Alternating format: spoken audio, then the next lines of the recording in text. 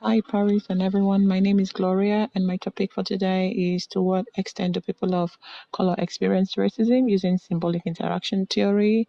The background of the study is because it has become a very big issue in Australia. According to a recent study in 2015, 50% of people of color has experienced discrimination in Australia. Recently, attention has turned to African Australian living in Victoria, particularly in the news media. To our knowledge, there is no current research on the reason why people experience racism in Western suburb Melbourne, Victoria.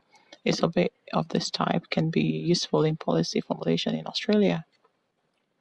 The primary aim of the study is to evaluate racial-based issue and highlight the impact on the overall population. The people of color aged between 18 to 65 years are the target audience. Social researchers discovered that racism is manifested through discrimination on the literature review, saying discrimination, stereotyping, and prejudice are major causes of racism are actions versus belief and group versus individual. A quantitative data extracted from a completed questionnaire, 83 papers reported 70 studies from different measures from health professionals and self-reported describe racism as a complex social system of a race expressed through racialized practices, attitudes, discrimination, and prejudice. Symbolic interactionism is a sociological theory that reflects the ways people live and understand their world, according to Stryker.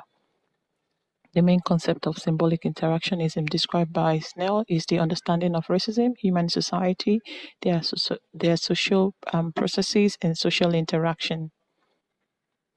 This research question is to what extent do people of color experience racism? People of color in Australia could be described as migrant, non-white skinned person, and non-indigenous. Experiencing racism means the height to which people confront superiority over a race over another race. A quantitative sample recruitment method will be used for the study. Interviews and questionnaires will be used for data collection in Western suburb Melbourne, Victoria. To avoid bias, the participant consent form will be attached to the questionnaire.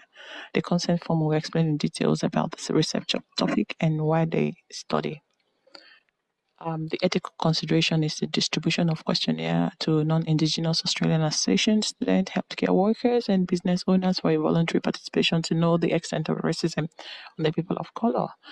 The name of the participant will be anonymous. Participant right to skip questions or not to attend the questionnaire at all if they are not comfortable with it will be stated on the form. Outcome conveyed and treated with confidentiality. The purpose and use of data collections of this research will be stated on the consent form. The benefit is to stop racism. Thank you.